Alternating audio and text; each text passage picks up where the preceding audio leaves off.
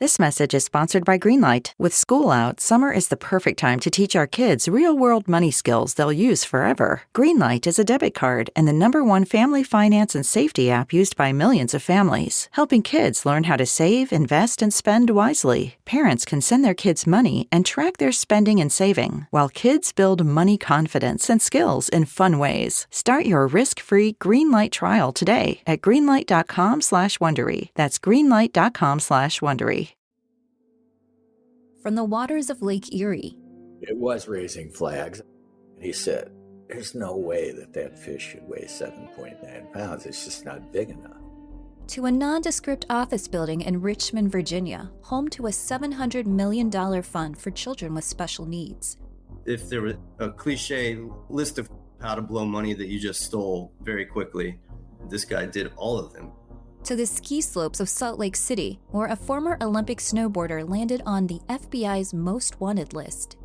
Ryan James Wedding is one of those interesting narcos who have had two very successful careers, one legal and one illegal. We're pulling back the curtain on a fresh lineup of opportunists who stopped at nothing to get ahead. These are the stories of people who saw a loophole, a moment of weakness, a chance to get ahead, and took it. I'm host Sarah James McLaughlin. Join me for a new season of The Opportunist on May 19th. Follow now wherever you get your podcasts.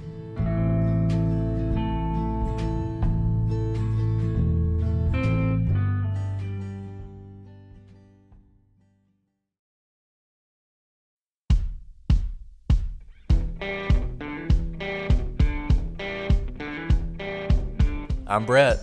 And I'm Alice. And we are the Prosecutors.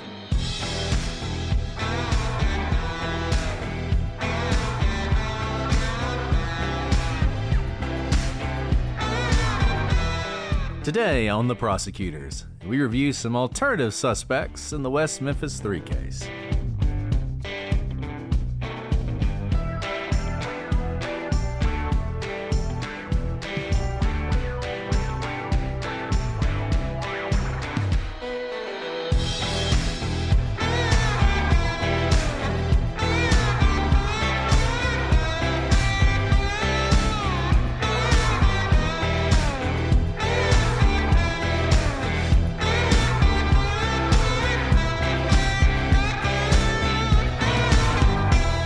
Hello, everybody, and welcome to this episode of The Prosecutors. I'm Brett, and I'm joined, as always, by my trooper of a co-host, Alice.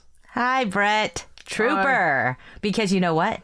We are nearing the end. Can you believe it? Can you believe it? We have trooped through this. We truly have trooped through this. So have y'all. It's really not us. We talk all day long. You guys... I don't know. Some people may have dropped off like 6 months ago, so welcome back. If that's who you are, we've missed you. But truly, we said when we started this that we were going to take our time, and boy, have we. We never lied to you. That's what we told you. But with that said, there's a long list of alternative suspects. Obviously, this is partly why this case has drawn so much attention, is because many have raised alternative suspects and alternative timelines, etc. But... with that, we have a challenge today, Brett. We're going to do all the alternative suspects in one episode. Are we going to do it? Yeah, we're going to do it. And the thing is, you probably could spend an episode on each one of these suspects, but I don't really care to do that. So we're going to go through, we're going to hit the highlights. There's plenty of resources out there for you to look at. And look, I think we're going to give you all the information you need. And obviously, none of these people were charged. So there's limited information on them. It's not like we have trials, for instance, or multiple documentaries on them or anything. But we're going to go through these folks and see what you think. A couple things I wanted to touch on before we get started on that. Number one, we keep getting people who email us and say that we're getting Wicca and Satanism wrong because they're really these like nature religions and all this other stuff. As I hoped we had pointed out, but maybe we did not. Yes, there is an organized religion called the Church of Satan. It is not what we're talking about. There's Wicca, which Damien was interested in.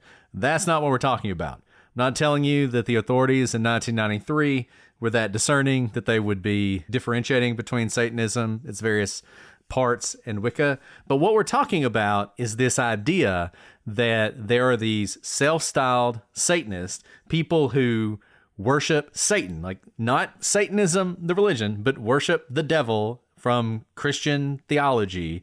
People like Richard Ramirez, who, I don't know, I think he was just messed up in the head, but at the time he presented himself as this sort of like Hail Satan type. Anyways, this may not even exist, but when you discuss Satanism in this context, it's not the Church of Satan. It's not Wicca. It is this sort of idea that there are people who are worshiping the devil, like if you've seen Rosemary's Baby, for instance, like that kind of Satanism. That's the first thing. Second thing, we talked about in Jesse Miskelly's Bible confession, he talks about the squeeze injury that was mentioned in his trial. I have Dr. Peretti's testimony that I pulled for you guys.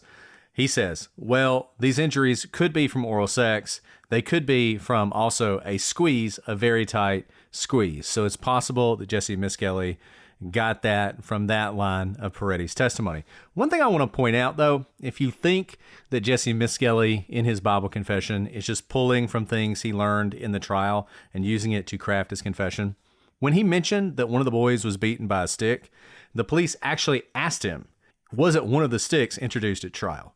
And if he's just pulling from that testimony and what he observed, you'd think he would just say, yeah, absolutely, that one. Right? They show him the bunch of sticks. He picks one of them. He doesn't say that. He says he wasn't paying attention. He doesn't know. So I don't know how believable it is that Jesse was really taking in all this information from all these different witnesses and using it to craft his statement, but he could have been, and this information was presented at trial. Thank you for pointing that out. That may have come from that. Those of you who have followed trials that have been live streamed, there have been several that have been live streamed in the recent year, really. The Murdaugh trial, the Karen Reed trial. So those of you who've sat through all of those weeks and weeks and weeks of testimony, especially when it comes to experts and medical experts, technical experts, know that it's pretty boring. And it is not unbelievable that you could be sitting through court and a lot of it goes over your head. There's a reason actually why us attorneys get live, rough transcripts every day of trial. Because even though we're sitting in trial, there's so much going on. There's a lot that may be missed even though I'm sitting in trial. So I'm not saying that these things could not have been picked up by Jesse, but there's also a point to note where someone says, aha, that was said at one point during a weeks-long trial. That must be where it's gotten. Just in reality, there is a lot presented at trial. And it's not presented in a storytelling way. It is presented in a pretty dry manner, which is question, answer, without a conversation. So he could have picked it up, but something to note on that. Yeah. And look, that's just up to you, what you think. I mean, somebody was making some argument on Facebook, and I was like, yeah, you believe what you want to. Because that's really where we're kind of at with this case. Like, we're giving you the information. If you think he picked it up at trial, maybe he did. I can't tell you he didn't. I think it's a little unlikely. But nevertheless, the information was there.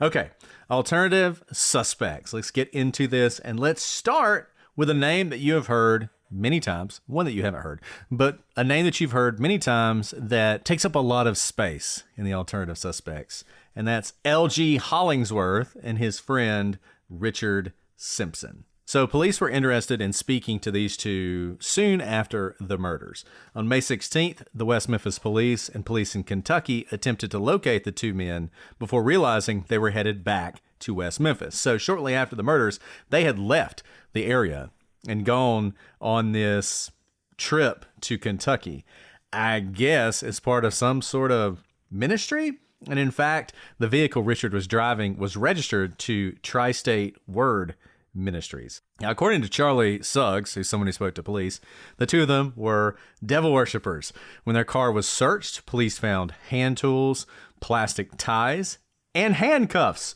Not a great start for these two. And as I said, right after the murders, the two men had left Arkansas for around 6 weeks before returning. And as you guys will see in a future episode with Julia Cowley, we talked about this. This is one of the things that investigators look for. If you leave the area shortly after the murder, it is suspicious. A lot of murderers will do that to sort of get away from the scene of the crime. So, right after the murders, Simpson was given a polygraph, and he passed it But the polygraph examiner noted that he appeared to be attempting countermeasures. So if you know how to do polygraphs, this is another reason I don't really trust them. There are ways to mess with the results. So basically, if you can elevate your heart rate, elevate your breathing, stuff like that during the control questions. So they're like, what is your name? One way, supposedly, people do this is you can poke yourself. So people will put like tacks in their shoes or something, and they'll like put their toe on the tack when they're asked what their name is. And that elevates their heart rate, makes their breathing go up because it's like pain, right? You elevate during the control questions. And then when you lie, you also are naturally elevated, but this time you're not doing anything artificial. So it looks like a baseline, right? It looks like the baseline, and you can do that. And this polygrapher thought that he was attempting to do that. Obviously, trying countermeasures is a bad sign. Now, according to Richard Simpson, he claimed that LG had called him on Wednesday, the night of the murders, but that Richard didn't see him that night.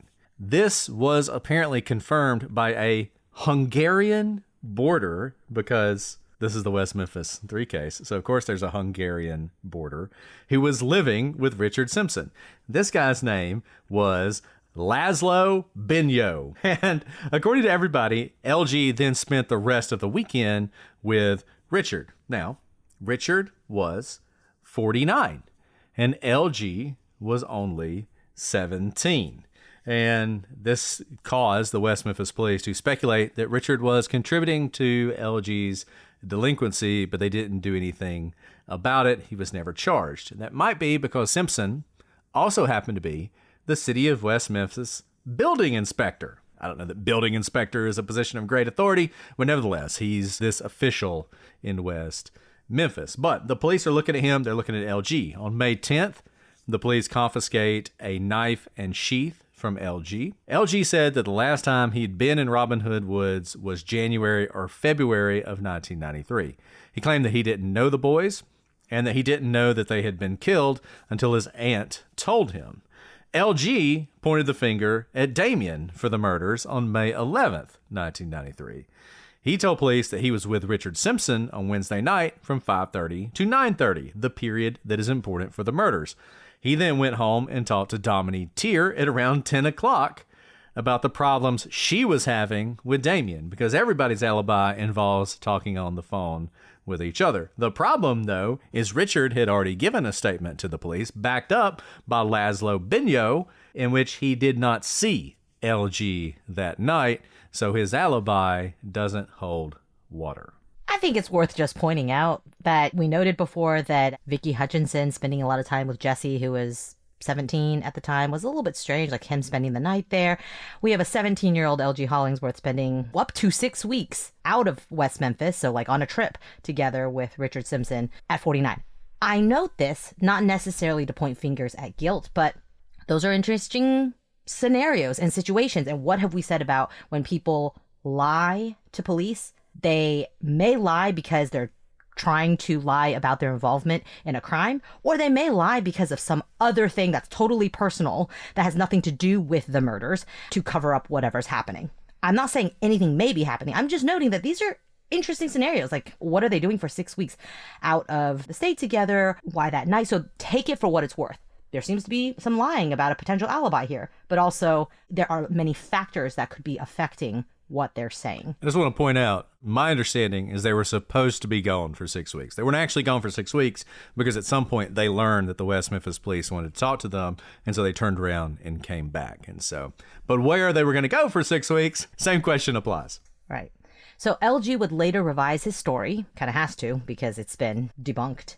In his new story, he says that he went over to Dominique Tier's house around 1 o'clock, where he saw her and Damien, and he said he stayed for around 20 minutes before heading over to his aunt's house. His aunt, remembers Narlene Hollingsworth, was supposed to take him job hunting. Now, LG would eventually land a job at a fast food restaurant, and his aunt would also get into a car wreck that same day. Now, because Narlene had been in a car wreck, LG walked to his other aunt's house to see if she could give him a ride. Now, LG says that he saw Dominique and Damien arguing. Dominique went her own way, and Damien told LG that his mother was going to come pick him up. LG said this was on the corner where Jason Baldwin lived. Now, LG got a ride home at about 5 o'clock, and then he hung out at Richard's house until 8:30. He explained that Richard appeared to be on drugs that night, which might explain why, even though he says he was there with Richard from 5:30 to 8:30, Richard doesn't remember. So after this, LG said he went to the laundromat where his Aunt Dixie Hubbard worked. Narlene Hollingsworth would later tell police that LG had asked her to say that Richard dropped him off there. But Dixie said it wasn't Richard's car, and Richard himself denied taking him. Narlene would also tell police that LG knew what happened to the boys before anyone else. Fogelman pressed LG on this point, telling him that he was digging a hole for himself, but LG was adamant. Interestingly, in the middle of this discussion, the prosecutor goes off the record for 7 minutes. And what happened during this off-the-record sidebar is unknown. After the 3 teenagers were arrested, LG told people he would be the next one arrested. And he had reason to be concerned. A tip had come in to the West Memphis police that Damien and Dominique had killed the boys and that LG had assisted laundering the muddy clothes for them. This is somewhat consistent with LG arriving at the laundromat in a car that could not be identified. Now, interestingly, the tip named Dominique as Dominique. This is a misnomer, I guess, based on what Dominique told me, but it's also what Narlene Hollingsworth called her. And you may remember, back when we talked about Narlene Hollingsworth in the sighting, in the report, it keeps saying Dominique, and I wondered, did they just write it down wrong? Well, I went back and listened to the tape, and she absolutely calls her Dominique, which I find fascinating. I'm not sure what it means, but it's weird. You know what? I keep thinking about this. I'm like, okay, why would your aunt not know your name or call you something else? But then your own life story actually helps inform this, right? Because your name is Brett, and we always laugh that there are people who leave us 1-star reviews who've clearly never listened to this podcast because they call Brett Brent, like with an N. And I was like laughing about it. And Brett's like, well, to be fair, like my entire family, like extended family, calls me Brent for whatever reason. Someone calls me Brent, I just go with it. It just, that N just gets stuck in there. And you know them very well. This is not like family you never see, right? You like grew up with them in the same town, right? Which is not unlike Narlene and Dominique. So I just wonder if you are the perfect situation. I never met someone like that, but here we are. That's possible. I hadn't even thought about that, but that's a good point. I mean, Dominique is a little weird. It's a little strange. Not to say anything negative about her name, but it's just a little unusual. Whereas Dominique is a more popular name, and so maybe you just sort of naturally say that when you're saying her name. That's a great point, that Dominique is a stranger name, like doesn't roll off the tongue. Brittany's name is not like a common name. Her grandmothers called her the wrong name for the first year of her life. They keep calling her Brittany. Yeah, exactly. Basically, it's kind of like that. They basically call her Brittany when it's Brittany, you know? And it took kind of like a year, and they knew they were saying it wrong. They just couldn't remember how to say it right. And so they just kept calling her like Brittany instead of Brittany, basically. So again, that Dominique is a common name. I still think it's strange, but only strange in the sense that the tip said Dominique, and we know one other person who consistently calls her Dominique, who also claims to have seen her that night. The tip further stated that LG's mother would lie for him, and LG's mother had indeed suggested to Dixie that Richard had dropped LG off at the laundromat, something Dixie knew wasn't true because she had been there. I've always wondered if this tip came from Narlene. I don't know. Remember, when Narlene gave her on-the-record tip, she spends most of her time talking about LG. She mentions seeing Dominique and Damien on the service road, but she glosses over that. The vast majority of it she spends on LG Hollingsworth. Interestingly, on the same day police were interviewing Damien about LG, they were also interviewing LG about Damien. And LG relayed a story to the police about a conversation he had had with Damien. And here's what he said. And this is in his recorded conversation with the police. Damien asked me, could I kill somebody? And I says, I don't think I could kill them unless they did something really bad to me. I said, I'd probably hurt them bad first. And then I says, why you ask? He says, because I'm thinking of killing somebody, which, by the way, is just exactly what Damien would say. I mean, back to the whole edgelord Damien, he's saying he's going to kill somebody. Why are you thinking of killing somebody? He says, they're effing with me. That's what he told me. I says, If there's some man, then you just go and you beat his ass, or you get your ass whooped. If it's some little teenager, you tell his parents or you call the police, I say. You don't need to do that because that's not cool, you know. You'll go to jail for that, which I just try to imagine this conversation. You got LG, you got Damien, and Damien, and LG's like, murdering people isn't cool, man. You can go to prison for that. So, good advice from LG. And he keeps walking and stuff, of course, because they're walking, as Damien was always walking. And he says, just say that you would kill somebody. I says, okay, say I would kill somebody. He says, how would you do it? I says, well, it depends. He says, what do you mean it depends? I said, it depends on what they did to me to make me kill them. I says, I'd probably put a bullet in their head. If not, I'd probably break both of their arms and make them wish they was dead. And I says, well, what's up? Or, you know, would you kill somebody? And he says, yeah. He says, I'm thinking of killing somebody, is what he told me. I said, okay. I says, you don't need to do that. That's going to F your life up. I says, it will mess you up altogether. He says, well, like that. And we left it at that, and we kept walking for a little way more. And he says, if I was going to kill somebody, I would tie them up, beat them, and F them. That way, they would know that I'm not effing with nobody. You know, I'm a straight up kind of guy. So that's their conversation. So LG went on to say that he saw Damien on May 6th, the day after the murders. LG said that Damien was nervous and that he and Dominique had a fight. He then said, and I asked him, I said, hey, I says, I don't know why, but something made me ask him. I asked him, hey, you know, we were sitting talking. I asked him what's going on between him and his girlfriend. And he says, nothing, you know, it's a bunch of bullshit. And I said, okay. And then I said, are you still thinking of killing somebody? Like that. He says, no, I ain't. It's kind of taken care of. Don't worry about it. You know, it's okay. He said, you know, kind of fast, you know, I didn't catch it at first. I thought about what he said, and then that's when I realized that's what he said, you know. He said, it's taken care of. So on March 8th, 1994, police would interview Timothy Cotton. Cotton would claim that he was locked up in the county jail with Hollingsworth, and Hollingsworth told him that he and Damien had hung out at cult meetings together and killed animals. These poor animals in this town. There are no animals left. They're all no animals left at this point. My goodness. And I'm not making light of that. I'm pointing out that, again, there's a lot of lore out there that the police are just like making up all this like animal sacrifice. This is coming from a lot of different witnesses. And this is yet another example. So Cotton says that the meetings were initially in Lakeshore, but they eventually moved to the old railroad bridge just out of town. LG talked about how an older man was the leader of the cult. And according to various reports, this man was known as Lucifer, though police have never found this Lucifer. LG told Cotton that when news reports mentioned a fourth suspect, it was him, and that he had the knife that belonged to Damien and the other killers. So although LG denied ever talking to Cotton about this, he would admit saying that he would be arrested next. If that's not wild enough, the story gets even more wild. LG supposedly told Cotton that John Mark Byers had a contract out on him for a dope debt that he hadn't paid, but that to satisfy the contract, LG decided to take it out on Christopher. He asked Damien to beat up Christopher, and Damien told LG he'd gotten him, quote, real good, and the two other boys that were there. Damien said that after the killing, he had someone pick him up in a green and white van.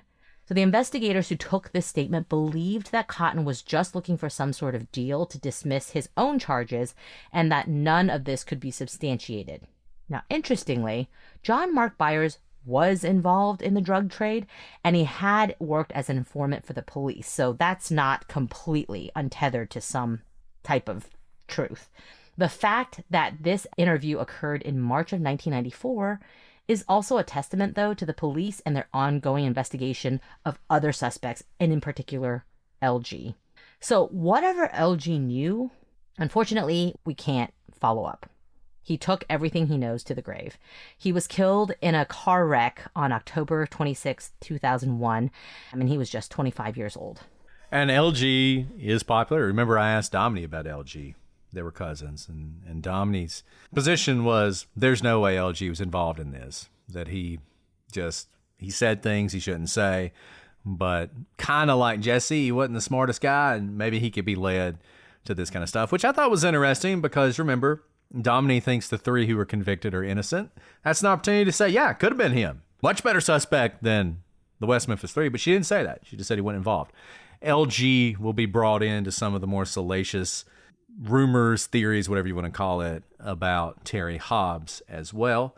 But other than what we've told you, there's a lot of smoke with LG. If no one had ever been convicted of this crime, I think LG would be on people's radars, and he is someone that people consider to be a top alternative suspect. Then there's James Martin. Now, James Martin might be someone you've never heard of before, but he is an interesting alternative suspect for what he told the police. He has been described as crazy to the police, and he was a registered sex offender, so sort of one of your usual suspects. But the police spoke to him on May 19th, 1993, and if you haven't read this interview, which it starts off unrecorded, but at some point the police are like, we got to record this. So they start recording. Check it out. Go to Callahan and read this interview. We're going to go through a lot of it, but it is wild. Essentially, the police are describing Martin as almost a Hannibal Lecter style figure. And their discussion with him is this weird combination interview of a possible suspect while also gaining information on who they're supposed to be looking for. So we're going to read you some of this. Okay, Mr. Martin, we've been talking for some time, and you're basically giving us your opinions on what kind of person could have done this type of crime. And we've just turned the tape recorder on so that maybe we can learn something from the conversations with your experiences with some of these sexual offenders. Because once again, Martin is a registered sex offender. And Martin explained that the maximum number of people involved in the crime was 2, because if there were more, someone would talk. He says, if all 3 of us in this room a week ago, I'll say, just killed 3 boys, one of us is going to be upset. One of us is going to be kind of nervous. One of us is going to be saying something, and we're going to see it on the news. We're going to see it in the papers. It's going to drive us to say something. So he believed one person could have done it. And Martin said that he believed that this began as some sort of game to gain the kids' trust. He said that some child molesters he knew enjoyed tying kids up, though when he was molesting children, he controlled them without needing to tie them up at all. So this was an organized person who knew what he was doing, and he said that the murder was a mistake, something that went wrong, and he had to kill them to keep them quiet, but that wasn't the original intent. He further said that the boys were not killed where they were found.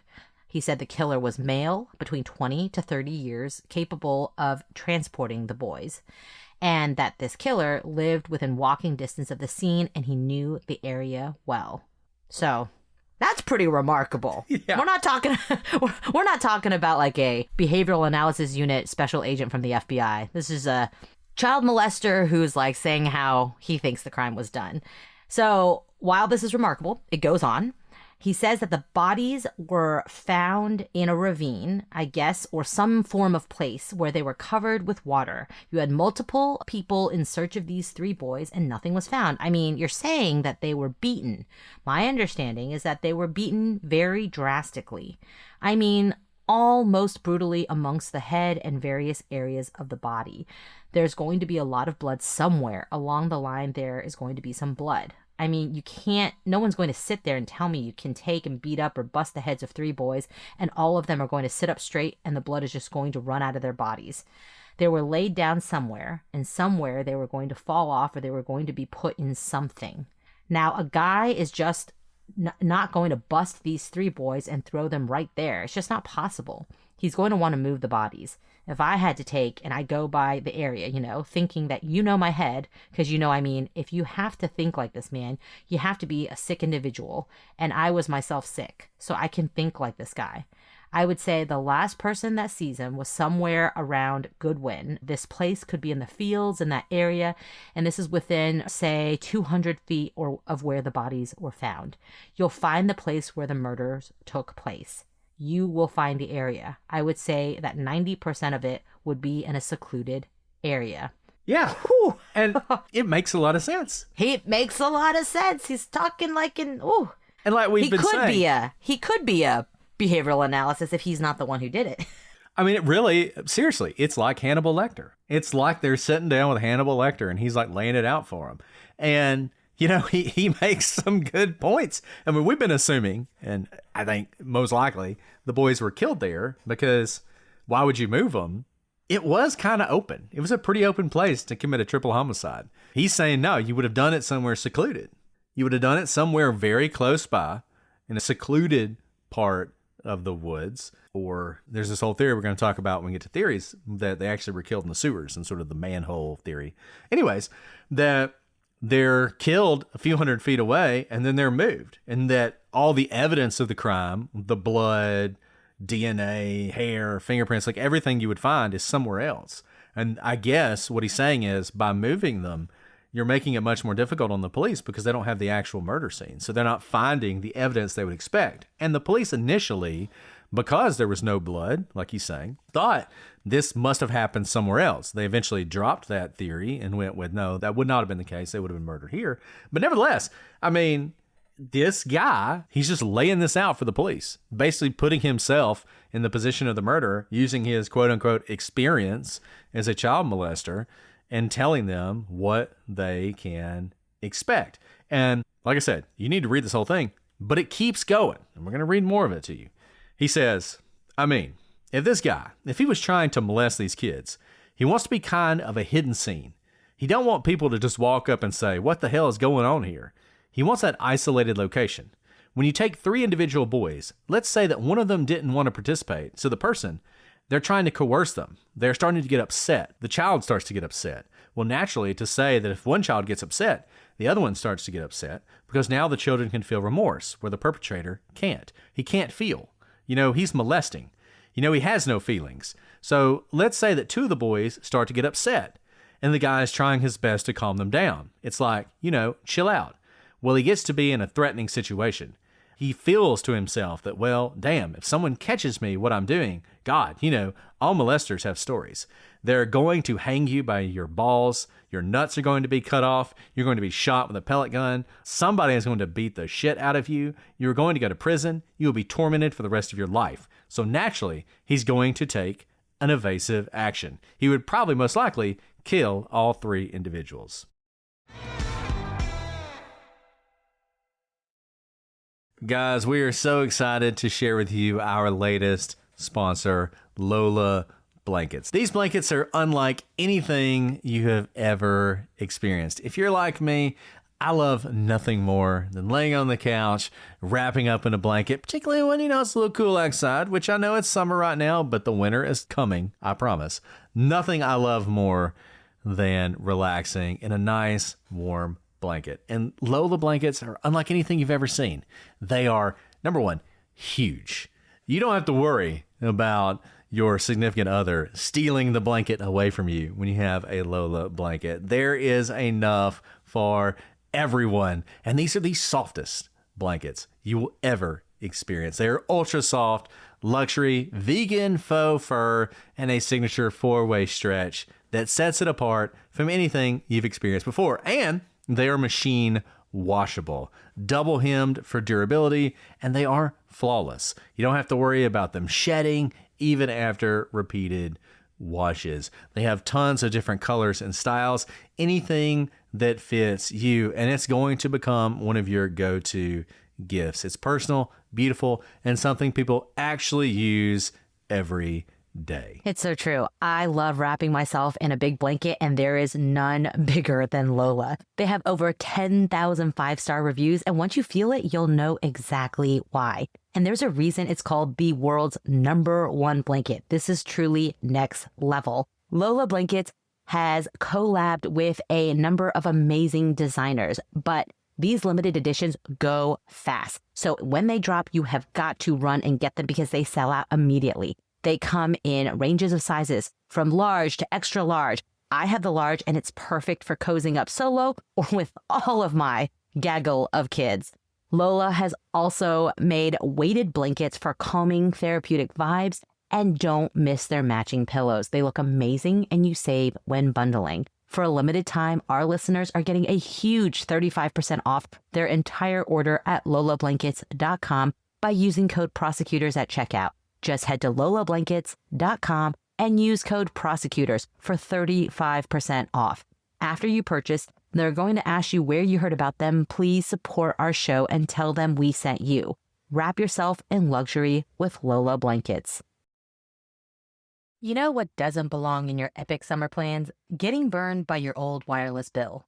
While you're planning beach trips, barbecues, and 3-day weekends, your wireless bill should be the last thing holding you back. That's why I made the switch to Mint Mobile. With Mint, you can get the coverage and speed you're used to, but for way less money. And for a limited time, Mint Mobile is offering 3 months of unlimited premium wireless service for $15 a month. So while your friends are sweating over data overages and surprise charges, you'll be chilling, literally and financially. You can say bye-bye to overpriced wireless plans, jaw-dropping monthly bills, and unexpected overages. Mint Mobile is here to rescue you. I made the switch at least, I think it's like 2.5 years ago, and I've never looked back because I still get high-speed data and unlimited talk and text at an incredible price.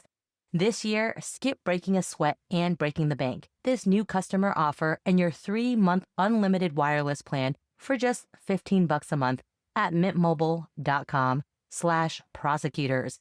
That's mintmobile.com/prosecutors. Upfront payment of $45 required, equivalent to $15 a month. Limited time new customer offer for first 3 months only. Speeds may slow above 35 gigabytes on unlimited plan. Taxes and fees extra. See Mint Mobile for details. This episode is brought to you by Progressive Insurance. Fiscally responsible, financial geniuses, monetary magicians. These are things people say about drivers who switch their car insurance to Progressive and save hundreds. Because Progressive offers discounts for paying in full, owning a home, and more. Plus, you can count on their great customer service to help you when you need it, so your dollar goes a long way. Visit Progressive.com to see if you could save on car insurance. Progressive Casualty Insurance Company and affiliates. Potential savings will vary. Not available in all states or situations. Delete Me makes it easy, quick, and safe to remove your personal data online at a time when surveillance and data breaches are common enough to make everyone vulnerable. Data brokers make a profit off your data. Your data is a commodity. Anyone on the web can buy your private details, and this can lead to identity theft, phishing attempts, and harassment. But now, you can protect your privacy with Delete Me. So what do data brokers do? Your name, contact info, social security number, home address, even information about your family members could all be compiled by data brokers and sold online. And guys, you know, we love doing this podcast, but one thing about it, we have an active online presence, and privacy is really important to us. But the fact of the matter is, there's so much danger out there. There's identity theft.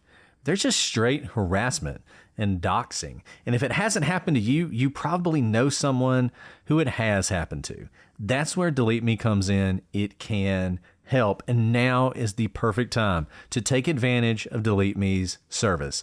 Take control of your data and keep your private life private by signing up for Delete Me, now at a special discount for our listeners. Today, you can get 20% off your Delete Me plan by texting Prosecutors to 64,000. The only way to get 20% off is to text Prosecutors to 64000. That's Prosecutors to 64,000. Message and data rates may apply. So Martin goes on to say that police probably wouldn't find evidence of sexual assault since a pedophile would know that would leave too much evidence. He suggested oral sex, maybe. The statement goes on for page after page, and really it's worth reading. Martin had multiple alibi witnesses, and he was never considered a suspect. They did, however, of course, conduct a polygraph test on him, and the results were mixed. He indicated deception on what bound the boys and who killed them, but not on whether he was involved in the murders. In the post-interview, he explained that he surmised the boys were bound with shoelaces, as logic told him the killer would use something already there. As to who killed the boys, he said it was the father of Stevie Branch, who is Terry Hobbs. This is fascinating because we know that he is a popular alternative suspect now. In fact, he's kind of the default alternative suspect now. But at that time, no one thought that Terry Hobbs was involved, or that Stevie Branch's dad specifically, was involved. So even though we now hear Terry Hobbs as an alternative suspect, not at the time that Martin was interviewed. I'll say this, though. Based on the narrative of what he's giving, a lot of what he's saying sounds very plausible, right? So the fact that he's thinking of these things when he has all these alibi, that he's probably not the one to do it, maybe it's not that surprising he would also think that it's one of the parents. What? Why do you pick Terry Hobbs? I mean, this guy, look, unless either Jesus was his alibi or he is on camera somewhere, I would be looking into this guy intently. The shoelaces. The shoelaces. Nobody else got the shoelaces, right? Like, he's like...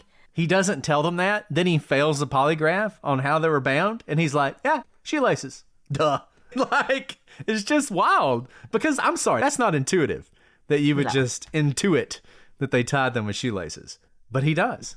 You know why, actually? You wouldn't necessarily intuit. I mean, I'm trying to think back to what shoes I wore back in the 90s. But, like, my kids are about this age, and they do not wear shoelaces because it's too hard for them to tie. We still do, like, slip-on shoes, and we do Velcro shoes. Or, like, the fake laces that are always tied. And this is a guy who spends a lot of time with... or likes to spend a lot of time with kids, right? So I don't think it's like necessarily, of course it's shoelaces, because certainly no one else was like, of course it's shoelaces. And in fact, a lot of people got it wrong as to what they were bound with. And wow, this case, I don't know what to tell you about this case, but just the stuff, like this guy alone in another case would be endlessly fascinating. You know, he would spend so much time trying to figure out whether or not he was involved. But in this case, he's just sort of a random person. Unless you've read Callahan, you've probably never heard of him because he doesn't come up much. And we were going through the documents and come to this report, and it's like, what in the world? Who is this guy? But he's got all this information. He has some really interesting ideas. But because he has this alibi, he just sort of falls away as a potential suspect, but he's definitely somebody we wanted to mention. Okay, a couple others, Christopher Morgan and Brian Holland. We're not going to spend a lot of time on them because we discussed Morgan and Holland in detail in an earlier episode. You may recall these are the two guys who went to California shortly after the murders. One of their sisters lived there. They were interrogated in California. They did know some details of the murders, including how the boys were tied and how they were found. And Morgan did know the Hobbs family. They both failed polygraphs, and Morgan sort of confessed, though his confession is very much the typical false confession, just the way it comes out, what he says, he immediately recants, everything like that. So they are intriguing suspects. We did want to mention them. They also have a pretty solid alibi. They were with someone out of town that day.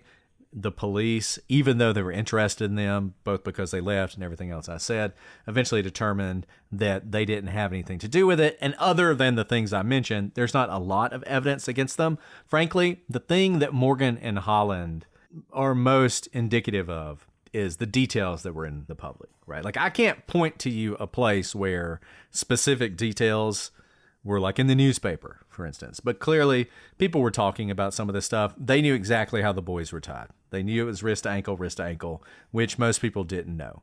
So they are interesting. You can't discount them. As I said, we talked about them before, and we went into pretty good detail about them before. So we're not going to spend a lot of time on them, but we did want to highlight them for you. Once again, if you go to Callahan, you can find all the documents on them, read the transcripts of the interrogations and everything else. There's another person we wanted to talk about, Richard Cummings. This is someone we also discussed in an earlier episode. You may recall he was a resident of Mayfair Apartments. He was someone who was known to drill holes into the walls and basically was a peeping Tom. When the police searched his apartment, they did it on a consent search basis. So, number one, they found articles about the boys. They also found he had cut out like women from fashion magazines or just like the JCPenney catalog, that sort of thing. One thing that's interesting, apparently he had a box in his apartment and he would not let the police open it. And the thing about a consent search, it only goes as far as you consent. So if you say you can search the whole place except the bathroom, you can search the whole place but the bathroom. The police, for whatever reason, did not get a search warrant. I think they should have. I actually think Richard Cummings is a very good suspect because of the location where he lived, the things he was doing. Two things about Richard Cummings. If you Google him And if you sort of fall down this rabbit hole, you will immediately be misled. You will see a photograph of a man in an orange jumpsuit. That person is named Richard Cummings. That person is a sex offender. They're supposed to be a registered sex offender, but they're currently not registered. They were later convicted of forcible rape. They are a fantastic suspect. It's the wrong Richard Cummings. And that Richard Cummings was actually, I think, in prison in Alabama at the time. Never lived in West Memphis. So I understand how he ended up being, because if you type Richard Cummings into the National Sex Offender Registry, you'll find this guy and you'll fall down the rabbit hole. It's not him. And that was so disappointing because when I was doing that and seeing all that, I was like, this guy is perfect. It's the guy. This is the guy. Yeah. And then we saw the Yeah. birth date, right? Yep. Exactly. It was the birth date because the birth date's wrong. And it turns out the real Richard Cummings eventually moved back to New York, where he was from, apparently lived sort of a very quiet life, and died a few years ago. So to the extent there's any reason to think Richard Cummings was involved in this, the opportunity to prove that has probably been lost. And if he was, I'm going to go on a limb and say if they had opened that box, they might have found something. They could have tied him to the case, but it's all speculation. Though if I were the police and I did that DNA testing and I found any unknown DNA, I might consider seeing if I could test it against Richard Cummings, but I don't want to speak ill of the dead. But I did want to point out that if you go down the search rabbit hole, this is all wrong. Another thing that's wrong is it says that he lived with L.G. Hollingsworth. You'll see that in some sources on West Memphis 3. That's because they're confusing Richard Cummings with Richard Simpson. So a lot of misinformation about Richard Cummings, but I do still think he's a suspect who's worth thinking about. Okay, that brings us to everyone's favorite alternative suspect, Mr. Bojangles. So Mr. Bojangles, as you may recall, was a black man who walked into the Bojangles restaurant, fast food chicken place in West Memphis on the night of May 5th. He was, depending on who you asked, and we're going to go through this, bloody and muddy. He went into the women's bathroom, essentially got blood, mud, and various other bodily fluids all over the place, collapsed, and eventually left the restaurant. Police would collect blood samples from the bathroom, and then they would promptly lose them. So let's talk about Mr. Bojangles in more detail. So at 8:40 p.m. on the night of May 5th, the police receive a call from the Bojangles restaurant. It's on 1511 North Missouri Street. If you've looked at a map of the West Memphis area and you remember this whole 10-mile bayou diversion canal, if basically you go straight down the diversion canal from the scene of the crime, eventually you'll run into the Bojangles restaurant. So they get this call, and the dispatch log reads, Bojangles, black male, towards Delta, bleeding, cap, blue shirt, black pants, cast right arm. So this is sort of a description of him. So this comes in at 8:40. At 8:42, Officer Regina Meek, who is all over this case, is dispatched. She arrives at 8:50, and she speaks to the manager, Marty King. Now, she does not go into the restaurant.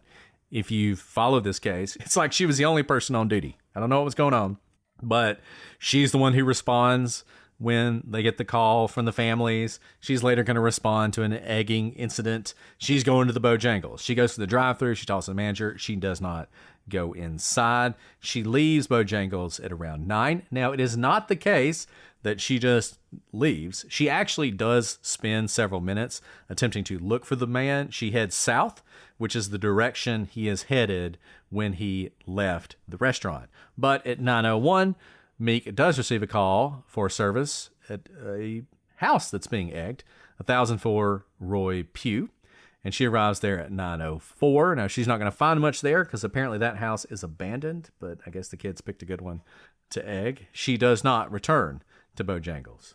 So the next morning, another police officer, Billy Covington, he eats at Bojangles while he's off duty, and when he's there, he speaks to Marty King about the Mr. Bojangles. Now, Covington realizes he could be connected to the murders and advised other officers to go and ask about it. Officers Bryn Ridge and Mike Allen went to the Bojangles, took a statement from Marty King, and took blood scrapings from the wall. They did not take a toilet roll that was said to be soaked with blood down to the cardboard center. So that's a lot of blood. Now, these blood scrapings, of course, as Brett already noted, have been lost. They were never sent for testing. We don't know where they are now. Some of you real quick are going to be like, how do you lose blood? It's somewhere probably mistagged. So it's probably not in a trash can. It might be. It might be in a trash can. But this does happen because every case has a lot of evidence. And if it's not properly tagged, like there's literally a tag that says what case number it is and, you know, what it is, it could be in the wrong drawer. And so maybe one day someone will open a drawer and realize what they have there. And that would be amazing. But right now, it's lost. And that has never been tested. So there's no profile that's been made. And let me just say, of all the mistakes the West Memphis police made in this case, and they made plenty, this one is just unforgivable. I mean, you had 3 boys brutally murdered in a muddy area. And you got a guy a mile and a half away, covered in blood and mud. How this doesn't become, like, there shouldn't be an opportunity to lose the blood. You should be like, look, I'm not going back to the police station. I'm going to Little Rock to the forensics. I am hand delivering this blood. This is it, right? Like, the fact. Not to mention grabbing the toilet paper roll that's soaked in blood. Like, you know what has a little bit more blood than scrapings? The toilet paper roll soaked, if it actually exists. I mean, look, I don't think it's Bojangles. Just go ahead and put my cards on the table, even though we got a lot more to talk about. I don't think it's him. But how could you know that the next day? The next day, this should be like, wow, we got it.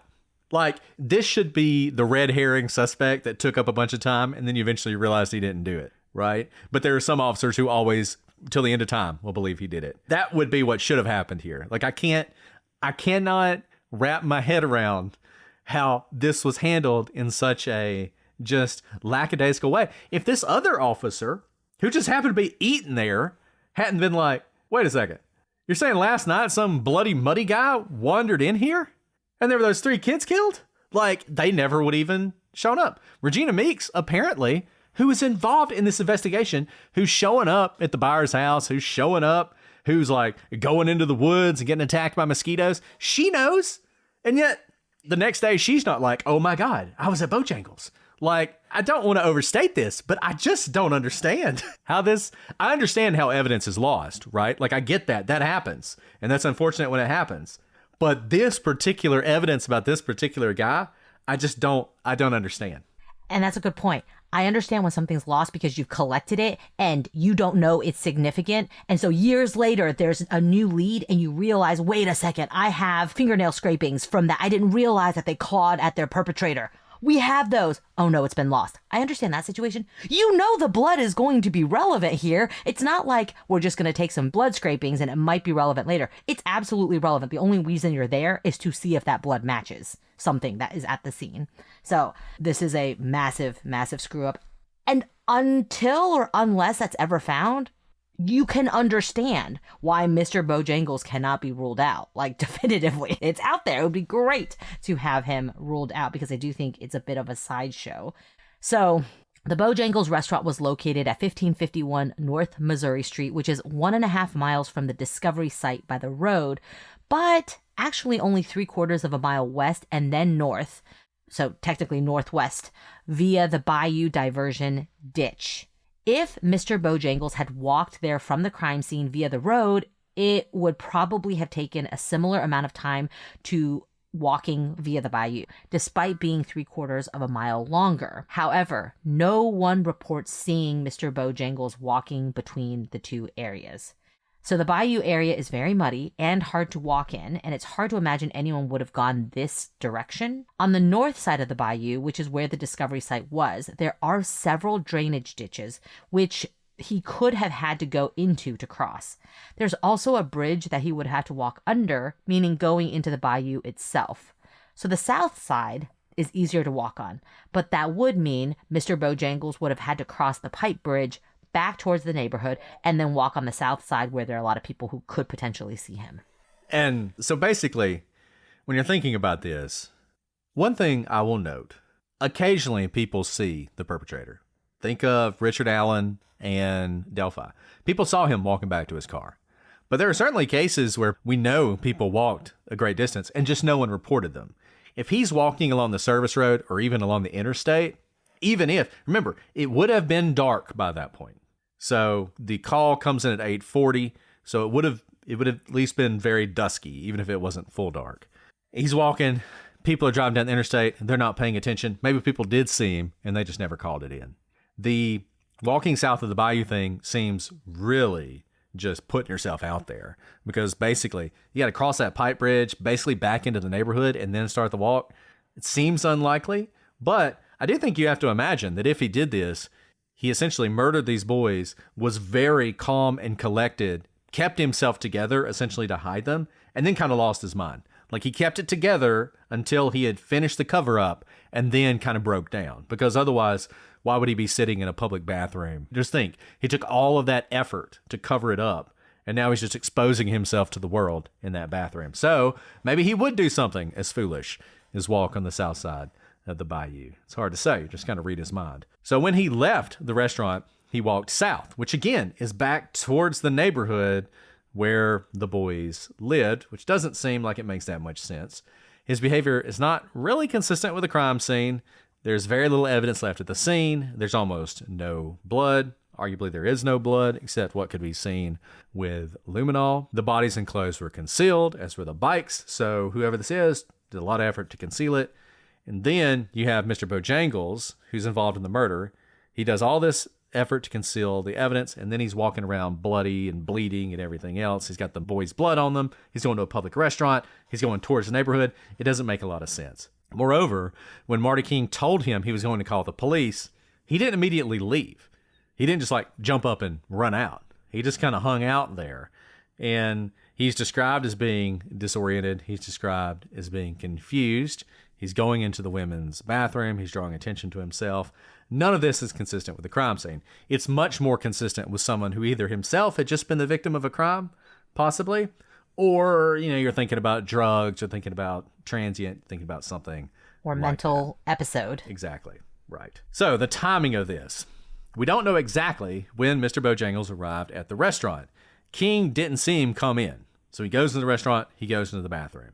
We know he arrived before 8:40 because that's when the call to police was made. He was discovered by a woman and her daughter who had come into the restaurant to eat and went to the bathroom. See him there. They go talk to King. King also, as I said, told him he gave him a little time to get himself together before he called the police. And that could have been, according to his testimony, as much as 15 to 20 minutes. So you can see how this is pushing the timeline back from when he arrived there.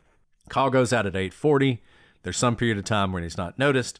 There's some period of time between when King learns of it and goes talk to him. Then there's some period of time between when he calls the police. So probably the latest time he could have arrived, if all this is overstated, is around 8:35. Maybe he goes in, the lady and her daughter immediately see him, and Marty King, despite what he says, immediately calls the police and reports him there. But it's probably the case that he was in Bojangles much earlier, and this gives him less time to complete the murders and complete the cover-up. Because recall, however he got there, he's having to walk maybe 1.5 miles if it's on the roads, maybe 3/4 of a mile through a very difficult terrain, which is probably going to take him as long as it would on the roads. I mean, he's going through mud, he's crossing over ditches, all this other stuff, a much more difficult walk. So that means the murders had to happen maybe not incredibly early, but on the earlier side of the timeline that we've been describing. So the description of Mr. Bojangles evolved between the call to the police and the time of the trials. The police log says, quote, Bojangles, black male, towards Delta, bleeding, WW cap, blue shirt, black pants, cast right arm. So obviously this is like a shorthand, brief description, and it doesn't mention that he's muddy or dirty, just that he's bleeding.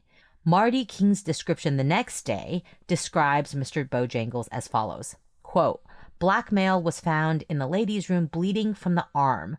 The manager stated that the black man was 5'11", thin, dirty.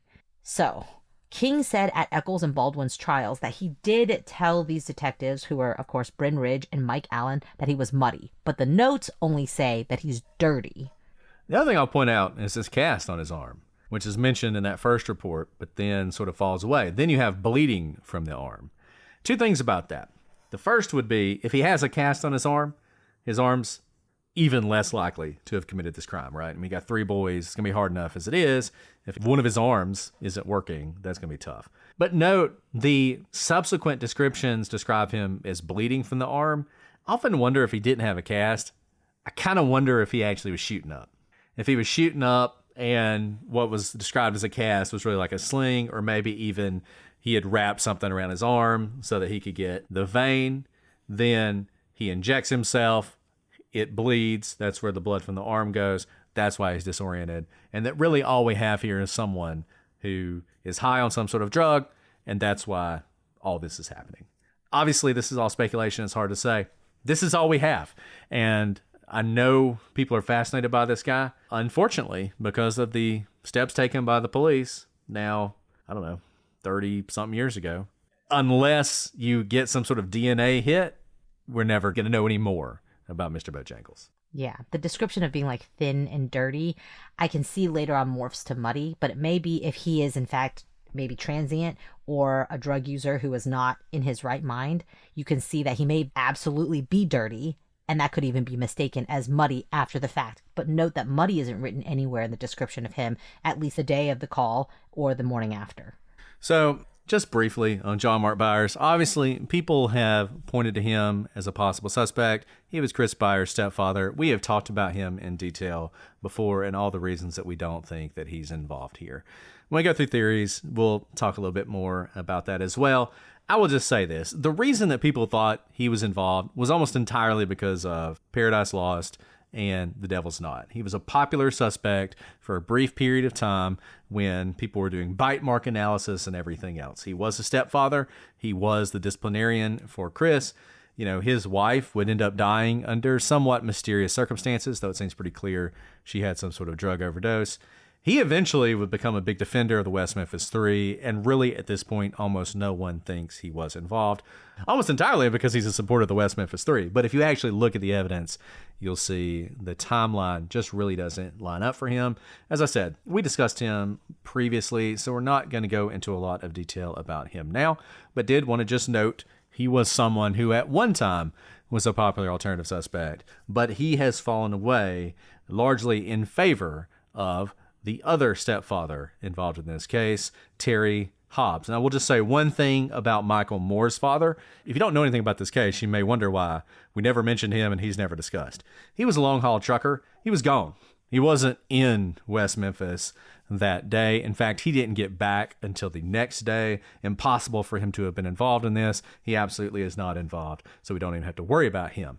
But Terry Hobbs, who was the stepfather of Stevie, is someone who, after the John Mark Byers thing fell away, people started to look at Terry Hobbs. In 2009, Terry did something that was probably pretty foolish. He sued Natalie Maines of Dixie Chicks fame. She was involved in this case. She was one of the celebrities who was really passionate about the West Memphis Three. She had started to buy in to this argument that he was involved and had made public statements about it. So he sued her in an effort to collect on sort of a defamation claim. And this led to a number of depositions and affidavits, in addition to prior interviews that had been done for a Dimension Films movie that was supposed to be made, but never was. There was eventually a movie made about this case called The Devil's Knot, which is based on the book, which points the finger at Terry Hobbs as well. One of the declarations in this lawsuit is from the sister-in-law of Terry Hobbs, Sheila Muse Hicks. And she detailed his alleged abuse of Stevie. She would often see Stevie with welts on his body, and Stevie would explain that Terry would beat him with a belt often.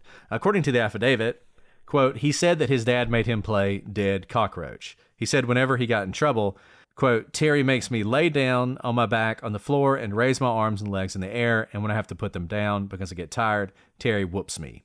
Sheila and Pam's suspicion of Terry, because Pam Hobbs would eventually become suspicious of Terry as well, was bolstered by a pocket knife. According to them, Hobbs had in his possession a pocket knife that Stevie's grandfather had given to the boy, and Pam would say that he always carried it with him. The knife was found in 2003, a decade after the murders. Terry Hobbs would say that he had found Stevie with the knife, and he didn't think it was safe, so he had taken it away from him. The theory of Pam Hobbs and her sister is that, in fact, Terry took it after he murdered Stevie. Now, of course, there are reasons that the Hobbs family dislike Terry. First, there are allegations that Terry was physically abusive of his wife, Pam. In 1994, after Hobbs reportedly assaulted her, Jackie Jr., so Jackie Hicks Jr., so her brother, came to Hobbs' residence after he was informed of the encounter. Now, it's a little unclear exactly what happened next, but apparently Jackie attacked Terry. The problem with this was Terry was armed. Terry shot Jackie in what he would describe and what the authorities would accept as self-defense. And although Jackie would survive his wounds at the time, complications would eventually kill him years down the line. So I think it is an oversimplification to say that the Hicks family does not like Terry Hobbs, and they have many reasons to be suspicious of him.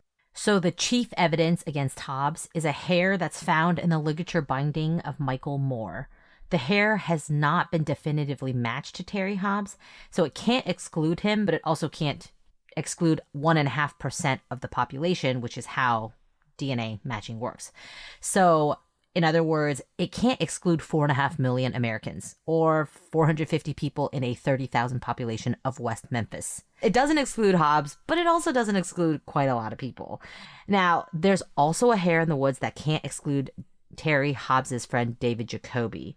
But again, this is the exclusion sort of thing. It also can't exclude 7% of the population, which is 21 million Americans or 2,100 people who lived in West Memphis. So when you hear these things where there was a hair that matched David Jacoby and Terry Hobbs in the ligatures found on the boys, that's not exactly true. It's that they can't be excluded, but neither can thousands of other people who lived right there in West Memphis. And I'll say this about this. We have seen this so much in this case, and it's something I've never really seen before.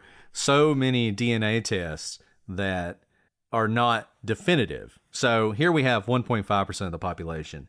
Recall, when we were talking about Chris Byers and John Mark Byers, they're not related, but they have the same DNA marker that's only shared by like 3% of the population. So only about twice as likely in that circumstance, but it seems like it's just a coincidence. They're not related unless you buy into the notion that John Mark is really Chris's father. They're not related, and yet they have this genetic marker that only 3% of the population has. Here you have 1.5% of the population. Now, obviously, the fact that Terry Hobbs is the stepfather of Stevie Branch makes it a little bit more significant. Like, even if 1.5% of the population can't be ruled out, the fact that he is related to one of the victims certainly makes that 1.5% more powerful than if it were just some other random person in West Memphis who had never met the boys. Right. So let's say it is Terry Hobbs's hair. You can imagine that it is entirely explicable as secondary transfer if it is in fact his hair, because Terry lived with Stevie. Now, we don't know which laces were used to bind each child. In fact, we know that the bindings on Michael Moore were one lace cut in half and one lace that was still in its shoe. So it wasn't necessarily Michael's own laces that were used to bind his body. And even if it was, Michael had been at the Hobbs' house playing with Stevie that very day. So if it was Stevie's lace, it's entirely reasonable to believe that the hair was there through transfer because they live in the same house. So the description of the hair as being, quote, in the knot has been consistently repeated by the defense. But actually, if you look at the documentation, it refers to it as, quote, hair from M. Moore ligature. The same document also refers to other hairs which did not match Hobbs in the same way, quote, hair from C. Byers ligature, and, quote, hair from ligature from S. Branch. So the autopsy and evidentiary reports from 1993 don't mention this hair. There does not appear to be any evidential basis for claiming the hair was in the knot, just that it was from the ligatures. So there are a number of hairs at the crime scene, as you can tell just from a couple of those notes, none of which have been linked to Hobbs, including 26 hairs on Chris Byers' body, of which 10 were tested.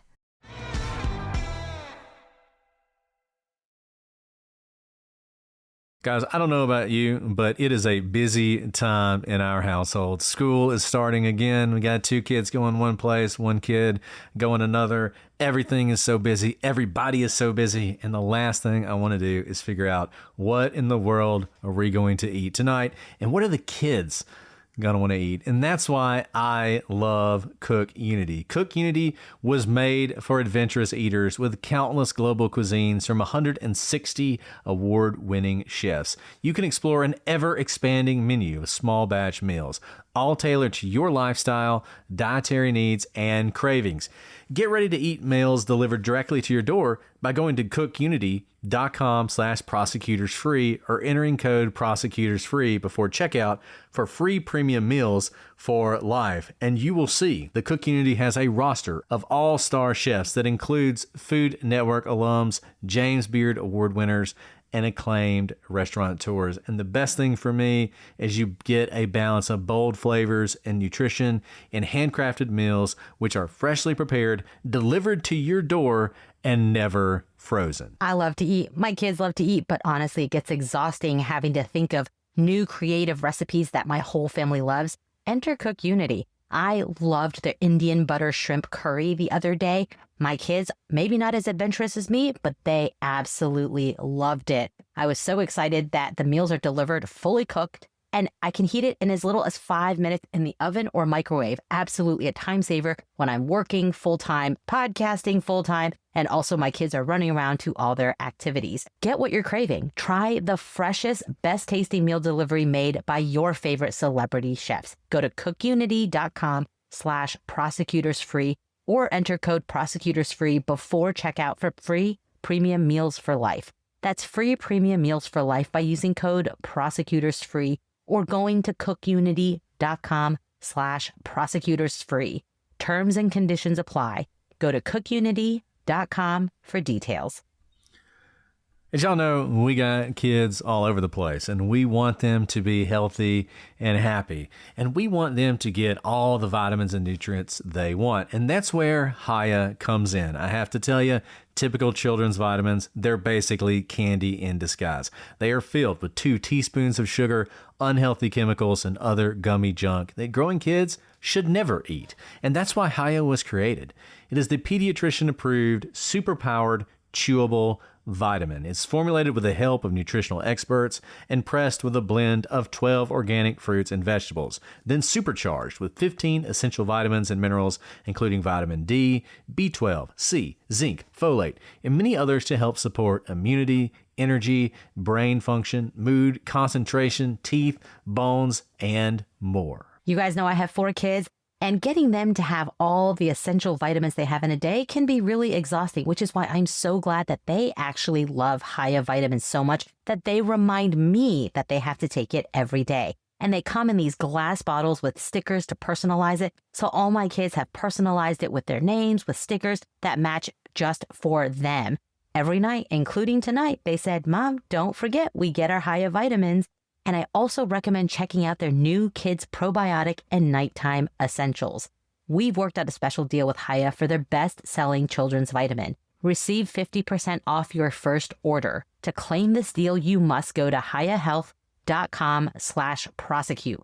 This deal is not available on their regular website. Go to hiyahealth.com/prosecute and get your kids the full body nourishment they need to grow into healthy adults. Homes.com knows when it comes to home shopping, it's never just about the house or condo. It's about the home. And what makes a home is more than just the house or property. It's the location and neighborhood.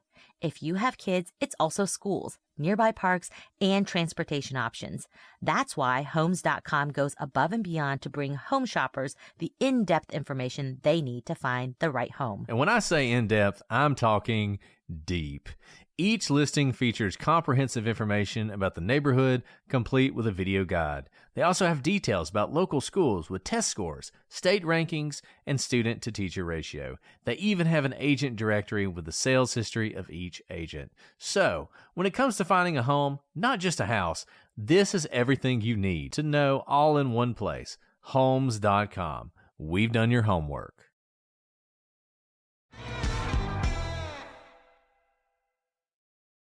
And you may be wondering, I mean, we're talking about alternative suspects, but as far as West Memphis 3, to the extent these have been tested against the West Memphis 3, they've either been excluded or like there's just not enough data. So as we said before, everything that's been tested and you've got like a DNA sequence from, and it's compared to the West Memphis 3, they're excluded from.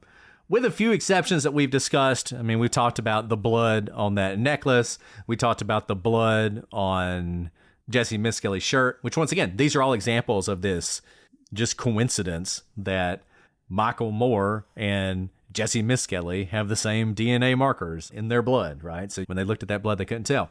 Whether this has ever been tested or suggested it should be tested with modern techniques or can be tested, I don't know. As we said, there's some testing discussions going on right now. We'll just have to see what comes out of those. So this is sort of the evidence against Terry.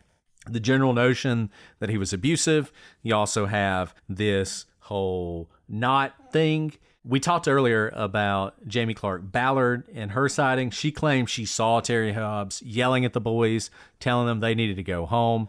This contradicts every other sighting of the boys. And because Terry Hobbs lived on the other part of the neighborhood, really doesn't make any sense at all. But nevertheless, that's what she said many, many years later, decades. But when you think about Terry Hobbs, the thing that's most important is the timeline. Now, the timeline in some ways is a very problematic part of Hobbs' account of the day. He consistently states things happened at times when they didn't happen, times that are different from when the evidence suggests they did. And this initially may seem to you like, oh, well, there you go, he's lying. But the fact of the matter is, this includes innocuous things that he'd have no reason to lie about, such as the time when he arrived home from work. Pam places that at a little bit after 4 to 4:30. He himself places it around 3 or 3:30. But the fact of the matter is, had he gotten home in those times, he probably would have seen Stevie.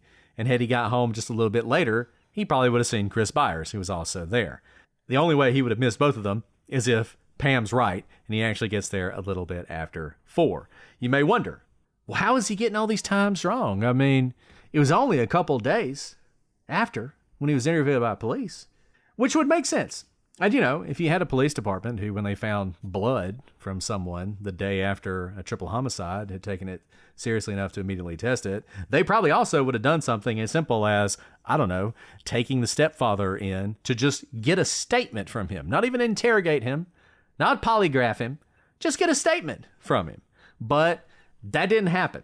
Didn't happen in 1993. Didn't happen in the entire decade of the 90s. An entire millennium passes. We don't have a statement from Terry Hobbs until 2000. In fact, 2006. He doesn't talk to police for 13 years, which is probably why his times are all over the place. Nevertheless, in 2006, he says that he called police between 5 and 5:30, that's when he reported Stevie missing. It was actually much later. He says that he first met John Mark Byers outside of the Moore's house between 6 and 6:30, with Dana Moore also present. Once again, this would have happened much later. Now, some of this comes from this Dimension Film interview we talked about earlier. And in fact, if this is when this happened, you would think it would be important to Terry because it gives him an alibi and that he would stick to it. But when the interviewer is asking him questions about it and actually pushes it back even earlier, he just goes with it. So I'll tell you exactly what he said. He says, I took her to work. I go back to my house. You know, me and Amanda ride through the neighborhood to see if we could see him. Then Dana comes over to our house and says, you seen Michael? I say, no, he was supposed to be at your house. She went back to her house and kind of patrolled the neighborhood. That's where I met Mark Byers. Then I went to her house. He came across the street asking if we'd seen Christopher, and we said no. And this all pretty clearly happened. We're going to talk more about this in a second, but John Mark Byers will say the first time he ever met Terry was when Terry went over to Dana Moore's house, and they all sort of like are talking about this and realizing that all 3 boys are missing. The interviewer says, is it 4 o'clock, about 4, about 5, 5:30, 5:15? And Terry Hobbs says, something in there. So he has really no idea as far as times go when this happened, though the reality is this is a really important thing for him. If we could nail down when these discussions happened, it might give him an alibi. So, because nothing is simple in this case, this timing does conflict with David Jacoby's statement. So in 2009, in a declaration, David Jacoby said, I got home from work at approximately 4:30 p.m. on that day, sometime between 5 p.m. and 5:30 p.m. on May 5th, 1993. It could have been as late as 6 p.m., but I believe it was between 5 and 5:30 p.m. Terry Hobbs came over to my house. It also conflicts with the fact that Terry wouldn't have come over to Dana's house and met Mark Byers until much later in the evening, because Terry's times are obviously wrong, and given the fact that his first interview was so many years after the murder, it's not surprising that he gets these times wrong. But what does this tell us about the timeline for Terry Hobbs? So, Terry got home around 4:30. At 4:45, he and Pam drive by Michael Moore's house. So Terry has said that he spoke to Don Moore at this point, but let's put a pin in this for now. Terry takes Pam to work, and then according to David Jacoby, he and Amanda go over to David Jacoby's house.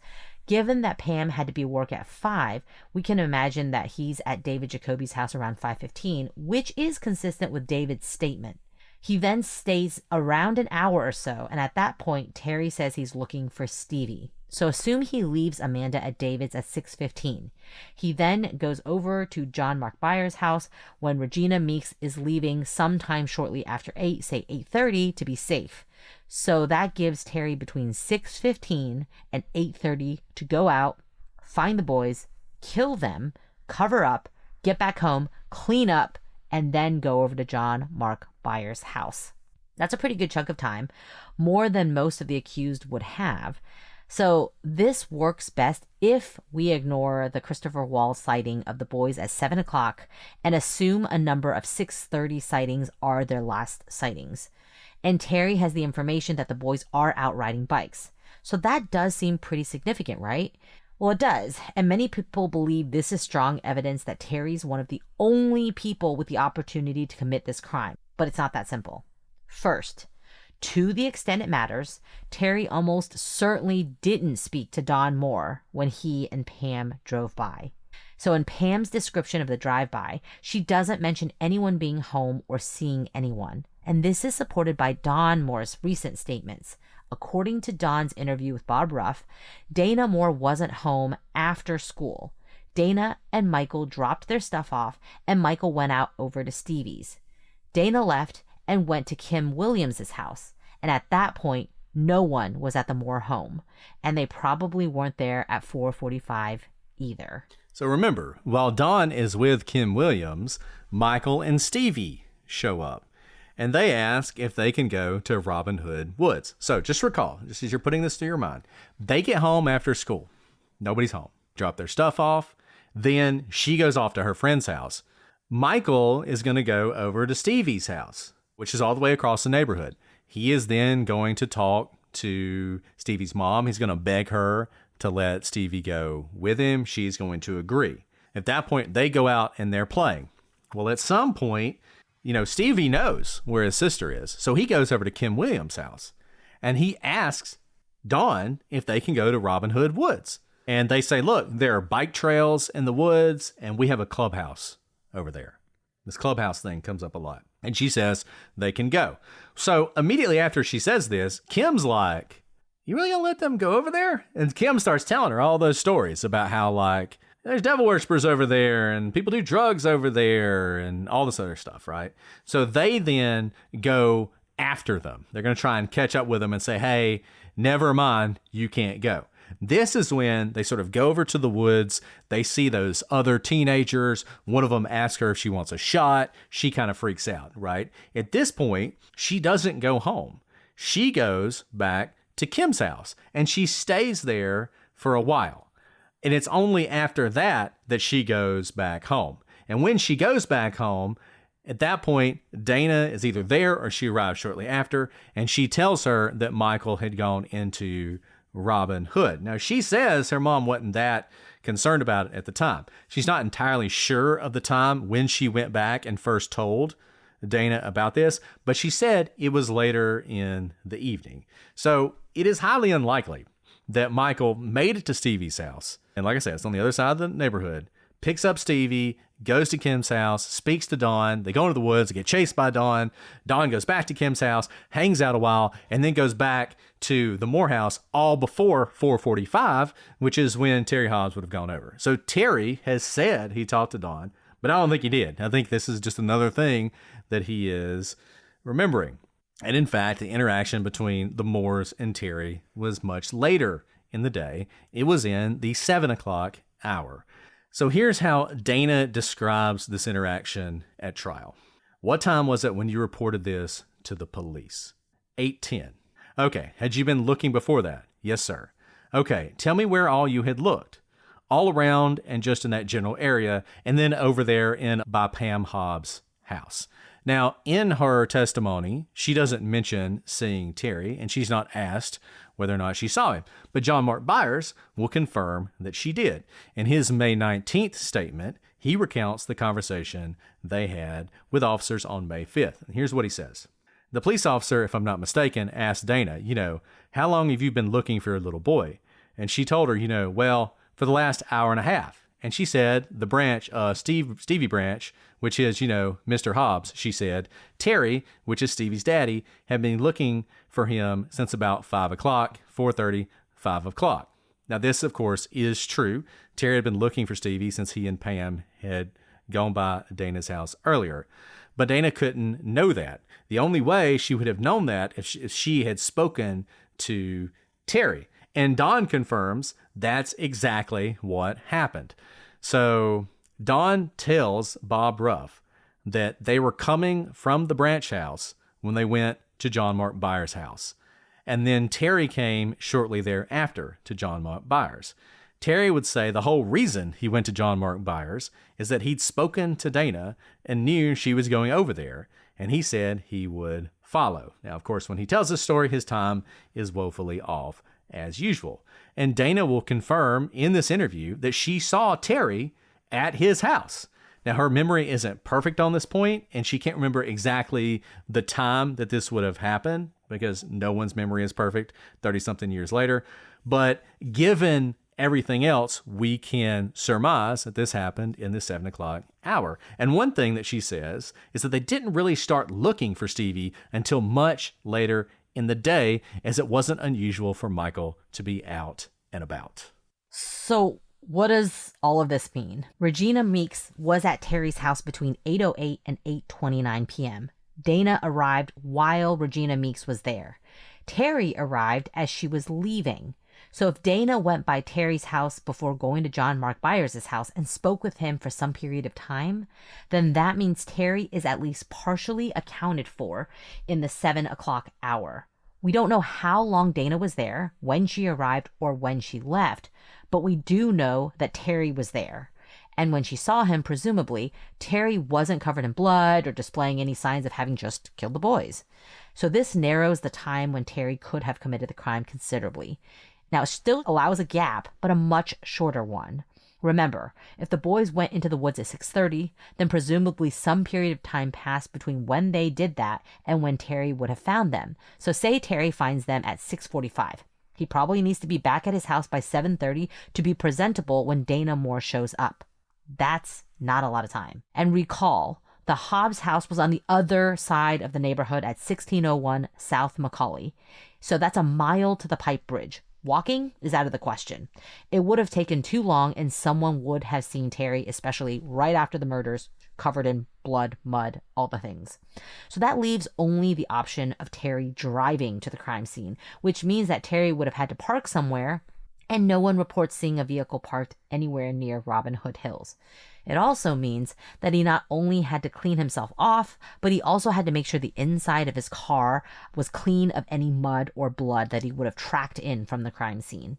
And at some point in all this, he has to go pick up Amanda from the Jacobys so he could take her to pick up Pam at Catfish Cabin. So, is it impossible for Terry to have done this? No, it's not. But it would have been exceedingly difficult. And I think if the police had talked to Terry in 1993, probably we wouldn't even be here. He would have said, Dana came by my house at 7:15 or 7:30. And I said, I'll be right over there. And then I followed her to her house, and that's when I met John Mark Byers, and a police officer came over and everything else. That's what he would have said. But we don't have that. And I think people have unfairly used Terry Hobbs' times, which are all wrong, against him. And people will say that. And people will just say, well, he said he saw Dana at 5:15. So therefore, he had plenty of time. It's like, well, of course he didn't see her at 5:15. Like, just because he says that, and you see this a lot, where people want to take as gospel something someone said when it's helpful, but ignore everything else. That didn't happen. Like, we can recreate the timeline. It's not perfect, but using all these different things that had to have happened, we can put together a general timeline of when Terry Hobbs was interacting with people. And the fact of the matter is, he was at his house when Dana Moore shows up there. So he had to have, if he did it, he's got to be clean, changed, everything else by the time that happens. And it's just not a lot of time.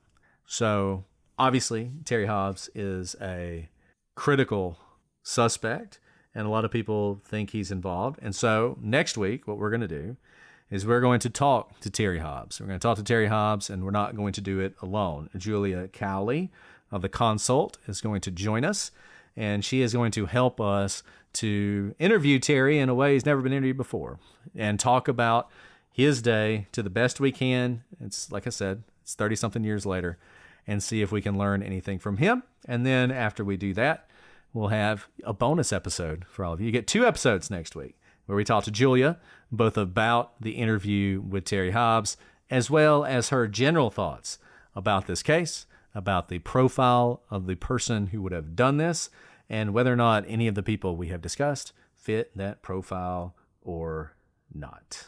Yeah, so there you go. Those are some alternative suspects. Look, if you got other people you think are involved, please feel free to let us know. You know, there are sort of alternative theories about Terry where everybody and their mother's involved in this. It's Terry and David Jacoby and L.G. Hollingsworth and Buddy Lucas, and it's just all of them doing this together. And probably not, guys. That's probably not what happened. Once again, as our pedophile expert told us, if you have more than a couple people, somebody's going to talk. And I think it is highly unlikely that all these people were there. I think David Jacoby has, in particular, been just sort of roped into this case and pulled into it.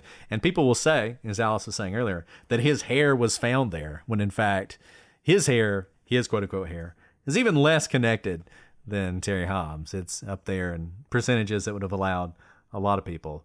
And at one point, he's also involved in the search. So I think David Jacoby is somebody who's been unfairly maligned. I think his role in this was he did see Terry that day, and he and his wife kept Amanda for some brief period of time while Terry was out looking for Stevie.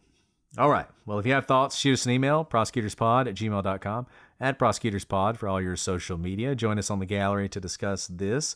If you want to hear us record these episodes, you can join Patreon for as little as $3 a month. Remember, don't do it through the Apple Store because they will charge you an additional $1.50, and nobody wants that. If you don't really have any interest in seeing us record these, but you hate the ads, you also get all the episodes early and ad-free on Patreon, once again, for as little as $3 a month. So I hope you'll take advantage of that. All right, Alice, was there anything else you want to mention before we sign off for today? Like on episode 25. Anything else you want to say?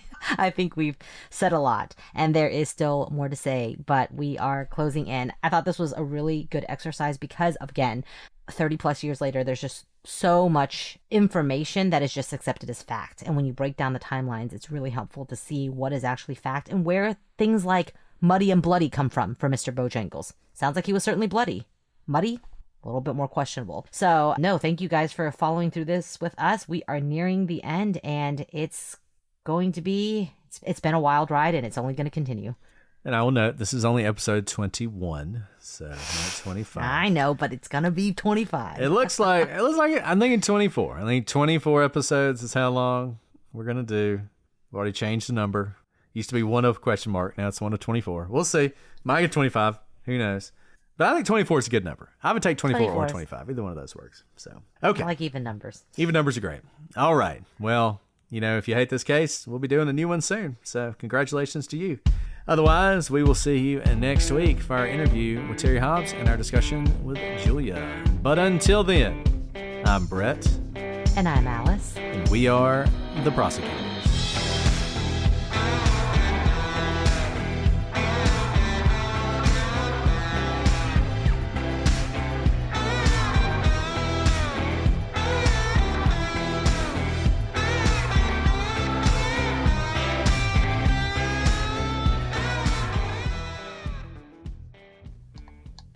I say we just start recording. I'll just go up there and threaten him later.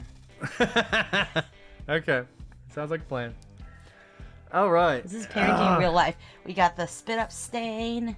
I have watermelon on my sleeve. More stains. My child's just running rampant. Also, the keyboard is so small. It's like, I feel like I'm Is it? cramped. But it's weird because the thing is so big. You know, like the whatever it's called. Like there's so much room to put your hands. The computer weighs like 10,000 You guys, pounds. okay, since you bring up ocean talk, this is the other child.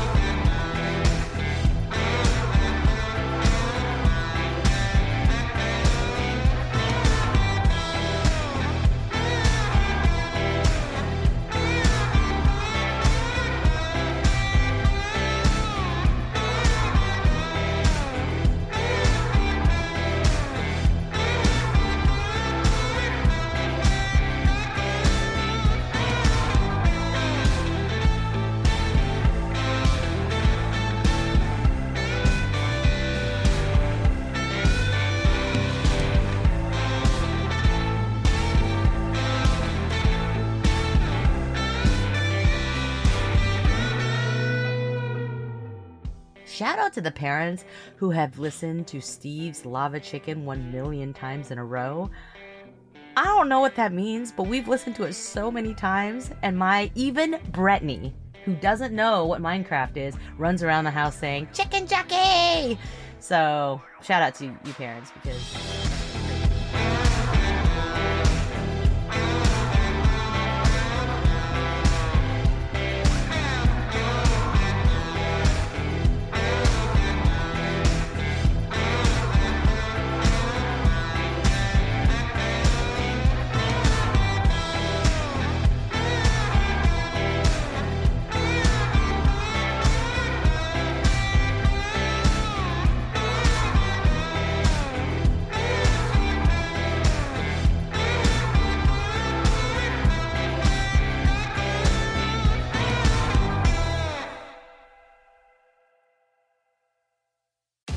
Just when you thought summer couldn't get any hotter, Pluto TV is turning up the heat with thousands of free movies. Presenting Summer of Cinema. Stream your favorite blockbuster films like Gladiator. I will have my vengeance. Good Burger. This is what I call fast food. Beverly Hills Cop. The Girl with a Dragon Tattoo. And Julie and Julia. Bon appetit. All for free on your favorite devices. Pluto TV. Stream now. Pay never.